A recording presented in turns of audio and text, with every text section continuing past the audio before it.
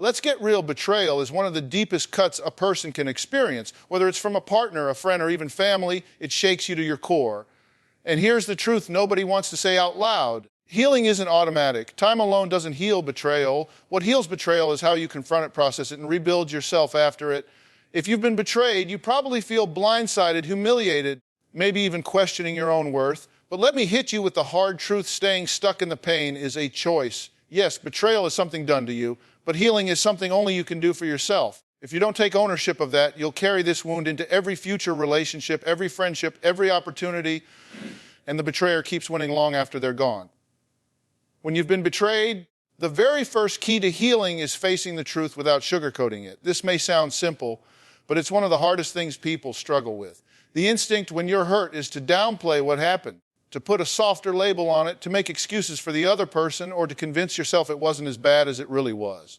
But here's the hard truth: betrayal isn't an accident, and you can't move past something you won't even name correctly. If you call betrayal a mistake or say things like, "they didn't mean it," or "maybe I'm overreacting," you're not only dishonoring your own pain, you're also prolonging it. Facing the truth means allowing yourself to call it exactly what it is. If someone lied, they lied. If someone cheated, they cheated. If someone broke your trust, they chose to do so. The words matter because your mind and body can't heal from what you keep minimizing. When you avoid the truth, you create a false narrative to protect yourself from the rawness of pain. But that protection is temporary. Underneath, the wound festers, and instead of healing, it becomes part of your identity. You begin to live as someone who was betrayed instead of someone who went through betrayal and healed. Now, why do people sugarcoat betrayal? Often it's because the full reality feels unbearable. If you fully admit to yourself, this person I loved, trusted, and invested and deliberately broke that trust, then you have to face the ripple effects that your relationship wasn't what you thought, that your safety net isn't secure, that your heart has been treated carelessly. Admitting the truth forces you to confront not only what they did, but also what you believed. And sometimes what hurts almost as much as the betrayal is realizing you put your faith in someone who didn't deserve it. So instead of swallowing that bitter pill, many people tell themselves stories to soften the blow. But here's the reality: sugarcoating doesn't prevent pain, it just delays it. Every time you tell yourself, "it wasn't that bad," you silence the part of you that knows it was that bad. You ignore your own inner voice, and that creates internal conflict. Deep down, you feel wrong, but on the surface, you pretend it's manageable. That gap between truth and denial creates anxiety, shame, and self-doubt. You start questioning your own judgment. Maybe I'm being too sensitive. Maybe I caused this. Maybe I should just move on. But none of those thoughts bring healing. They just push you deeper into confusion. Facing the truth doesn't mean wallowing in victimhood. It means clarity. Imagine your heart as a house. If betrayal is like a fire that burns one of the rooms, pretending the fire wasn't serious won't rebuild the house. The damage is there whether you acknowledge it or not. Facing the truth is walking into that burned room, looking around and saying, "yes, this was destroyed. Yes, it hurts to see. And yes, I'm going to rebuild." Healing can only begin once the damage is honestly assessed. When you refuse to sugarcoat betrayal, you also give yourself permission to feel the emotion that come with it. Anger, sadness, grief, disappointment, they are all normal and necessary. Too often, people rush past these emotions, telling themselves they're fine when they're not. But suppressing emotions is like holding a beach ball underwater. Eventually, it's going to pop back up, and usually in destructive ways, through bitterness, mistrust, or even sabotaging new relationships. Facing the truth means you sit with those emotions long enough to understand them without letting them consume your entire life. You say, "I feel this and it's valid. I've been betrayed and I'm allowed to hurt."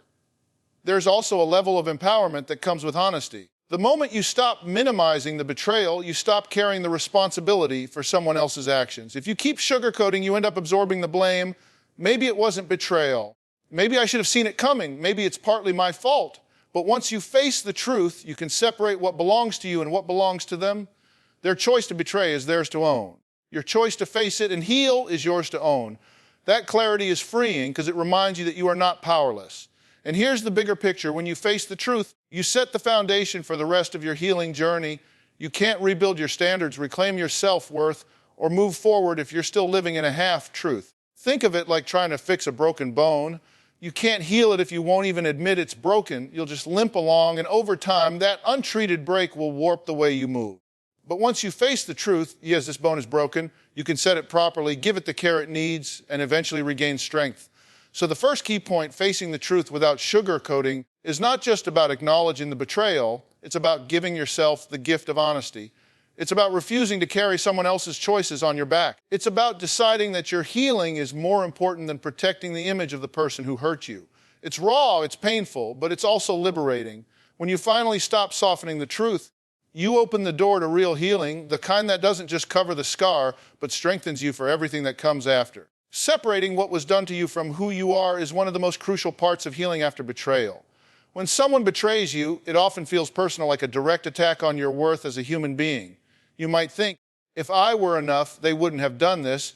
If I mattered more, they would have stayed loyal. If I were smarter, I would have seen it coming. That inner dialogue is what chains you to the betrayal long after it's over. But here's the reality: betrayal reveals who they are, not who you are. Their choice to lie, cheat, or deceive is a reflection of their character, their values, and their integrity. It is not a verdict on your value. When we're hurt, our brains are quick to start making meaning out of it. Humans are wired to find patterns and explanations. So when betrayal happens, your mind tries to answer the unanswerable, why me? What's wrong with me? But the danger is that you start writing a story that makes you the problem. This is where shame sneaks in. Shame tells you that because you were betrayed, you must be unworthy of love, respect, or loyalty. But shame is a liar. The truth is, you could have been the most loyal, loving, and giving person in the world. And if someone decided to betray you, that was still their choice. It does not erase the good in you. Separating what was done to you from who you are requires a conscious shift in perspective. You have to begin drawing a clear boundary in your mind. This betrayal was an event. It happened to me, but it is not me. The danger of merging the two is that you start to carry betrayal like an identity. You start to see yourself as the person who always gets hurt, or the fool who trusted the wrong people. And once that identity sets in, it shapes how you show up in future relationships. You lower your standards, you accept less than you deserve, and you walk through life waiting for the next shoe to drop. That's not healing, that's captivity. Here's the truth: betrayal is evidence of someone else's lack of integrity, not your lack of worth. Think about it. If someone steals from a store, does that make the store defective? No, the theft doesn't change the value of what was stolen. It exposes the thief's lack of morals. In the same way, betrayal doesn't change your value. It exposes the betrayer's inability to honor loyalty, trust, and commitment. That distinction matters because once you separate the act from your identity, you stop taking on wounds that don't belong to you. Another key part of separating betrayal from your identity is challenging the false beliefs it leaves behind. Many people, after being betrayed, develop toxic beliefs like everyone is untrustworthy, or I'm not lovable, or I'm too broken to be chosen again. Those beliefs are not truths. They're scars from a specific experience. To heal, you have to question them. Ask yourself, is this belief really about me, or is it about what they chose to do? 9 times out of 10, you'll find that what you believe about yourself in the aftermath of betrayal is actually just a projection of their actions. This is also where forgiveness, not the shallow kind, but the deep boundary-driven kind, comes into play. Forgiveness is less about letting them off the hook and more about refusing to carry their decisions as if they were a reflection of your worth. You say to yourself, what they did was wrong. It hurt me, but it doesn't define me. I refuse to let their actions dictate how I see myself. That mental shift is where freedom begins. It's also worth noting that separating betrayal from identity doesn't mean denying that it hurt you. The pain is real, and it deserves acknowledgement. But there's a difference between saying, this hurt me deeply, and saying, this proves I'm not enough. The first is honest, the second is destructive. The first opens the door to healing, the second keeps you trapped in cycles of doubt. Another powerful way to practice this separation is through self-reflection and affirmations grounded in truth. When the voice in your head says, you must not be lovable, you counter it with, I am worthy of love and loyalty regardless of who failed to give it. When it whispers, you're not enough, you respond, their choice to betray reflects their character, not my value. Over time, these repeated truths retrain your mind to stop merging betrayal with self-worth. Think of your identity as a diamond. A diamond's value doesn't decrease if someone drops it in the dirt. The dirt is temporary, the diamond remains precious. Betrayal is the dirt, it covers, it hurts, it stains your sense of clarity. But the core of who you are, the diamond, remains untouched. The work of healing is brushing away the dirt so you can see your own worth again, clearly and unapologetically. In the end, separating what was done to you from who you are is about reclaiming your narrative. You don't let the betrayer's choices write your story. You take the pen back. You decide that while betrayal is a chapter, it's not the whole book. And when you draw that line, you not only begin to heal, you start to rebuild your life on the truth that you are enough, you are valuable, and you are not defined by the worst thing someone did to you. Rebuilding your standards and boundaries after betrayal is not just about preventing future pain. It's about reclaiming your self-respect and taking ownership of the kind of relationships you allow into your life from this point forward. When betrayal happens, it often shatters your sense of safety. The person you trusted most crossed a line, and that violation makes you question not only them, but your own judgment. You may even start thinking, I don't know who to trust anymore, or maybe my standards are too high. But the truth is, betrayal doesn't mean you should lower your standards, it means you should raise them.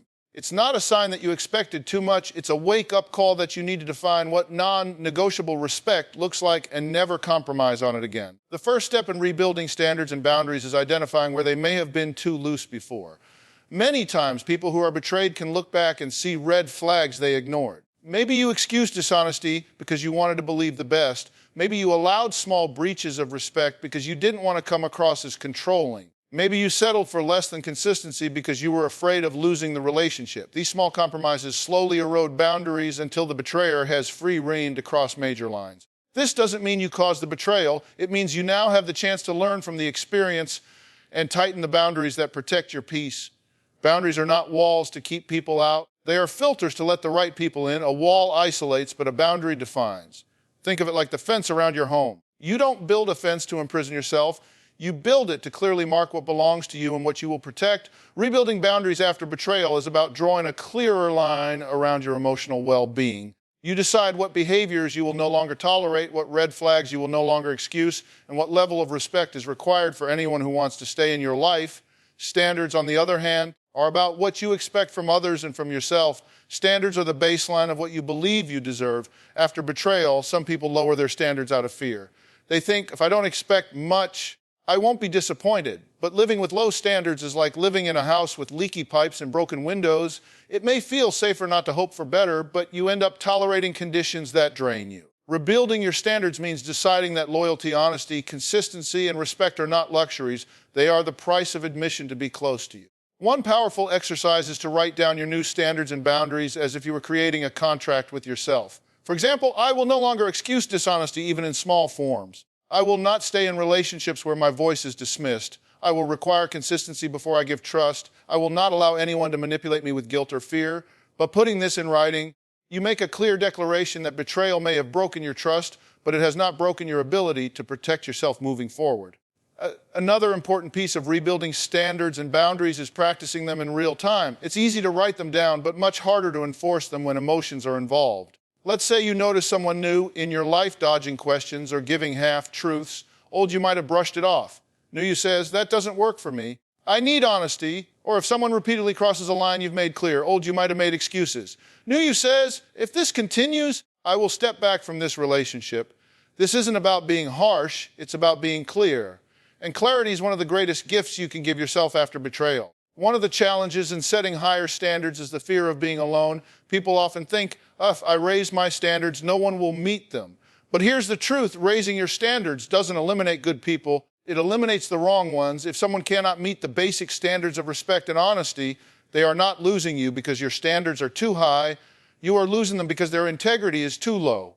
And that's not a loss, it's protection. Rebuilding boundaries also means being consistent with yourself. Betrayal can make you second-guess your instincts.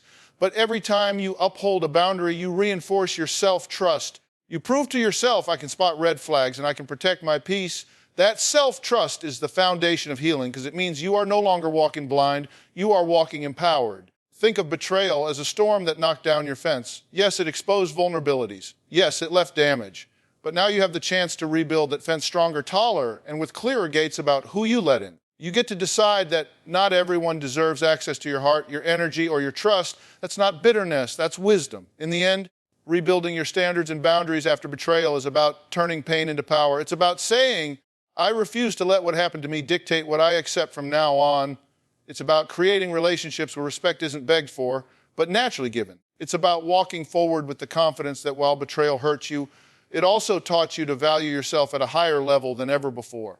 And when you live by those boundaries and standards, you don't just protect yourself from future betrayal, you create space for healthier, more fulfilling connections that honor who you are and what you truly deserve.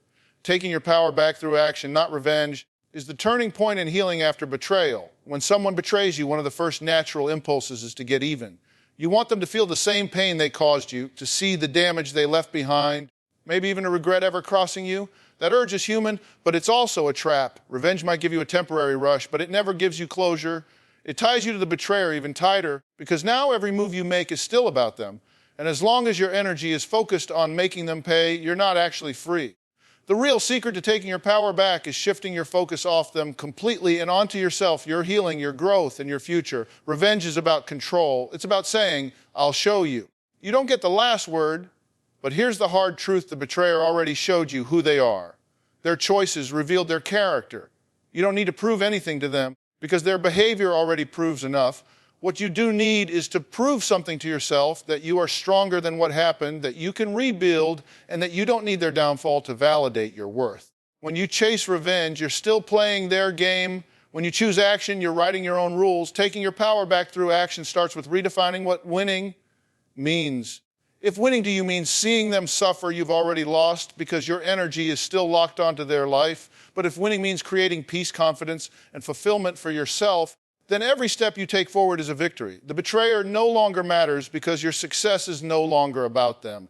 It's about you becoming the best version of yourself despite them. That's the kind of win that lasts. One of the most effective ways to reclaim your power is to set goals that build you up. Betrayal often leaves you feeling like you've been stripped of your stability, your trust, or your sense of control. The antidote to that is forward motion. Maybe you set a personal goal like committing to therapy, journaling, or fitness. Maybe it's relational, like building new friendships with people who show loyalty. Maybe it's professional, like pursuing a dream you put on hold while investing in someone who didn't deserve it. Every action you take that invests in yourself sends a message, not to them, but to you, that you refuse to stay stuck. Another form of action is reclaiming your voice. Betrayal can leave you silenced, ashamed, or afraid to speak your truth. Taking your power back means you stop shrinking to make others comfortable. You learn to express what you feel, what you want, and what you will no longer tolerate. That might look like having a hard conversation, or it might simply be standing in front of the mirror and saying out loud, I deserve honesty, I deserve loyalty, I deserve better. Every time you use your voice to affirm your worth, you take a piece of your power back. Action also means enforcing boundaries consistently. It's one thing to say you won't tolerate certain behaviors. It's another to follow through when someone crosses the line. This doesn't mean being aggressive, it means being firm. If someone shows patterns of disrespect, you don't argue, you don't beg, you don't justify, you step back. You protect your peace. The action of walking away is louder than any words of revenge could ever be. It declares, I value myself too much to stay where I'm not honored. Another critical aspect of reclaiming your power is rebuilding trust, but this time with yourself. Betrayal often leaves you questioning your own judgment. You wonder, how did I not see it? How did I allow it? But every action you take to honor your instincts now is a deposit into your self-trust account. When you notice red flags and respond to them instead of ignoring them, you show yourself that you are wiser now. When you listen to your gut and act accordingly, you rebuild the confidence that betrayal tried to steal. That's not something revenge could ever give you. That's something only intentional action can restore. There's also a deeper truth here. Taking your power back through action doesn't mean denying the hurt. It doesn't mean pretending you don't care. It means you choose not to let the hurt dictate your future. Revenge says, I'm still stuck in what happened. Action says, I'm moving forward with what I've learned. One chains you to the past, the other opens the door to growth. Think about it like this: betrayal is like someone pushing you into a hole. Revenge says, I'll stay down here and try to drag you in with me. Action says, I'm climbing out, I'm getting stronger, and I'm building a ladder so I never fall into this kind of hole again. Which one gives you your life back? Which one shows true strength? It's not dragging them down, it's rising above. And let's be honest, the best revenge, if you want to call it that, is living so fully that their betrayal becomes irrelevant. When you are thriving at peace and surrounded by people who honor you, you don't need to look back to see if they regret what they did. You won't care because your life is no longer defined by their choices. That's real power. In the end, taking your power back through action, not revenge, is about refusing to let betrayal write the final chapter of your story. It's about choosing progress over payback, growth over grudges, and self-respect over scorekeeping. You rise, you rebuild, and you reclaim your life, not to prove them wrong, but to prove yourself right. And that's the kind of victory no one can take away from you.